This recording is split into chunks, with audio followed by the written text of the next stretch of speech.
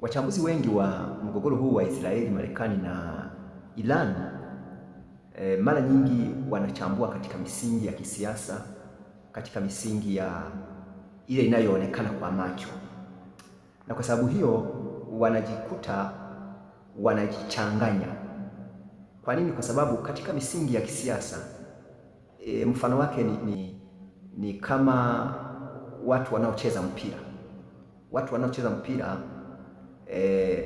mara nyingi kuna mtu anaweza akaelezea kutokana na nguvu na uzoefu wa timu moja inayocheza mpira na kwa sababu ya uzoefu ambao ameustadi, ameuelewa au ameusoma kutokana na timu husika, anajua kabisa kwamba hii timu inapokabiliana na hii lazima hii itashindwa, lazima hii itashindwa. Sasa mazingira kama hayo ni mazingira ya uchambuzi katika misingi ile inayoonekana kwa macho, lakini tofauti sana na vita hii ambayo Israeli na Marekani wanapigana na Iran.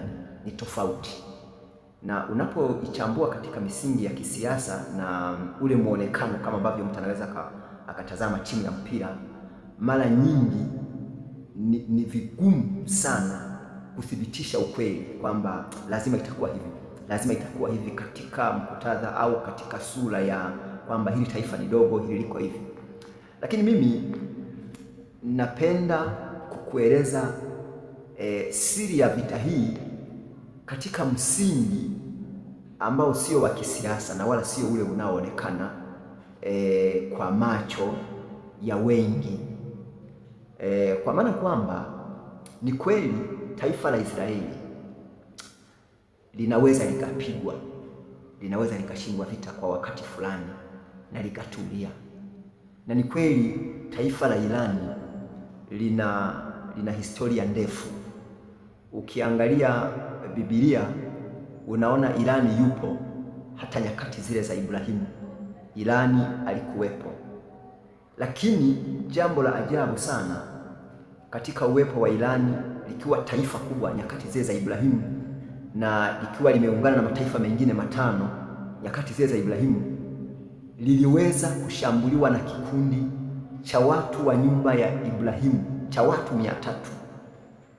Kikundi cha watu 300 waliokuwa chini ya Ibrahimu kilishambulia majeshi ya nchi 5 ambayo na Irani ilikuwemo ndani ya majeshi hayo, na Irani ndiyo iliyokuwa super power nyakati zile.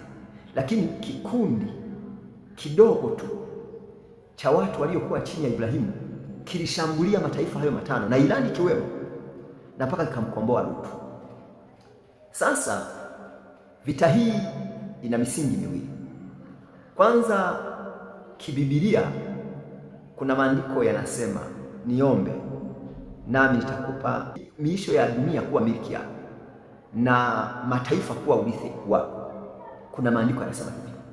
Sasa taifa la Iran hata lenyewe ukiliachia dunia linaweza likakontrol dunia, linaweza likatawala mataifa. Mataifa mengi yanaweza yakawa chini ya Iran na ikayaendesha. Lakini hilo neno halikuzungumzwa kwa ajili ya Marekani wala Iran, isipokuwa lilizungumzwa kwa ajili ya Israeli. Kwa hiyo kama duniani kuna taifa lolote linaloweza likaonekana linamiliki mataifa wakati Israeli yupo, Israeli hajaridhika. Kwa nini? Kwa sababu huo urithi sio wa taifa lingine lolote, hata Marekani huo urithi sio wa kwake. Lakini pia ikumbukwe, ndani ya taifa la Israeli mpaka hivi tunavyozungumza, wao wanafahamu yuko Masiha atakuja akae kwenye kiti, na huyu atakuwa mtawala wa dunia. Kwa hiyo kwa pointi hiyo ahadi hawawezi wakasinzia mpaka waipokee. Lakini kitu ambacho hakiwezi kupatikana kwenye taifa lingine lolote, unajua taifa la Israeli muasisi wake ni Mungu mwenyewe. Aliliandaa taifa, akalitoa mahali lilipokuwa, akaliongoza ili alifikishe kwenye nchi fulani, kwenye mahali fulani, kwenye makusudi yake. Lakini huko katikati walikosea kosa kubwa kwa mara ya kwanza. Wakati Musa amepanda kwenye mlima Sinai, amekaa kule siku 40, wana wa Israeli walimbana Musa, walimbana Haruni na viongozi wengine kwamba hatujui kimemtokea nini kule Musa, tutengenezee ndama, tutengenezee Mungu atakayetuongoza. Walipombana, Haruni akatengeneza, na kule Mungu wakati anamruhusu Musa ateremka rudi, akawa ameshamwambia kabisa kwamba watu wako walishajichafua, walishafanya mambo ambayo ni machukizo. Na alipofika Musa alikasirika, na siku ile ile walianguka kwa hasira ya Musa, walianguka watu 3,000. Sasa baadaye Mungu akamwambia, kwa sababu hii sitaenda pamoja na ninyi, ila nitawatumia malaika. Lakini jambo hili halikumpendeza Musa. Jambo hili halikumpendeza Musa. Ameambiwa Mungu hatakuwa pamoja nao katika safari ya kwenda Kanaani, ila amemtumia malaika. Bado Musa hakuridhika Mungu amruhusu malaika ndiye waongoze. Akatafuta njia za kumwomba Mungu. Mungu alipokubali kwamba basi nimekubali nitatembea na nyinyi, Mungu ukisoma kwenye ile Kutoka sura ya 33 kifungu cha 13, Musa aliomba mambo ya ajabu sana, kwamba nimeona matendo yako makuu ya ajabu na nini ulivyotenda katika kutuokoa, ulivyopasua bahari ya Shamu, ulivyotenda maajabu haya na haya, lakini sasa naomba nione utukufu wako, naomba nione njia zako, nione matendo yako. Kwenye mstari wa 10 tena anasisitiza hilo kwamba nionyeshe utukufu wako. Sasa ile neno utukufu sio neno dogo, ni neno kubwa sana alichokiomba Mungu, alichokiomba Musa. Musa aliadvance, akataka zijue njia za Mungu zaidi ya kuona matendo, akataka jue tabia za Mungu, ajue matendo ya Mungu, ajue ukuu wa Mungu, na huo ukuu wa Mungu ajue namna ya kutembea nao. Mungu akamkubalia. Sasa Mungu alivyomkubalia, na ukisoma kwenye ile Kutoka ile kuanzia ile sura 33 kuanzia ile 13 mpaka 16, unaona jinsi ambavyo Mungu anasema usipofanya hayo tutaonekanaje kwamba sisi ni tofauti na watu wengine. Ndio maana kuna wachambuzi huwa nawasikiliza, nasema Israeli bila Marekani si chochote wala lolote. Kuna mambo hawezi kuyafanya.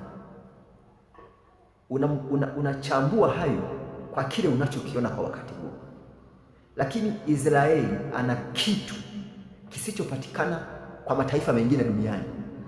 Ana urithi usiopatikana kwa mataifa mengine duniani, na huo urithi na huo uzoefu wa kuzijua njia za Mungu aliyouomba na Mungu akampatia, ndio unaomfanya kila taifa lazima lishushe, lazima liwe chini. Ndio maana hata kwamba yuko pamoja na Marekani, lakini hata Marekani hamwamini. Hata Marekani anaweza kumpeleleza. Kwa hiyo watu wanapochambua taifa la Israeli, vita hii, ukichambua kisiasa na katika muonekano wa nje, utachanganyikiwa, kwa sababu haitakupa majibu sahihi.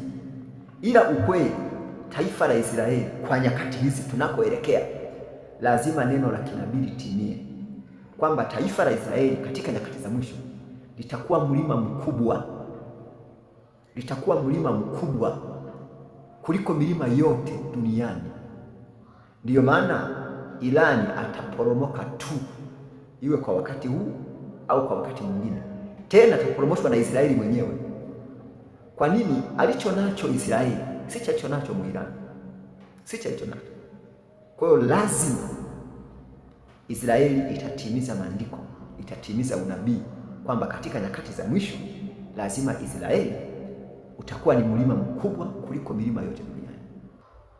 Kwa hiyo kama mtu anataka kujua ukweli kuhusu vita hii, lazima aujue katika misingi, sio ile inayoonekana kwa macho, kwa sababu ukweli huwa una aina mbili. Ukweli huwa una aina mbili. Kuna ukweli wa kibinadamu, lakini kuna ukweli halisi unaothibitishwa na neno.